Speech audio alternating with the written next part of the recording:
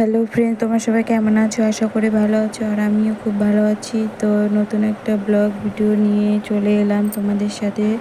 তো ফ্রেন্ড, আজ আমি ছোট ছোলা দিয়ে কিভাবে একটা দারুণ রেসিপি তৈরি হয় তোমাদের সাথে শেয়ার করব। তোমরা স্কিপ না করে ফুল ভিডিওটা দেখতে থাকো।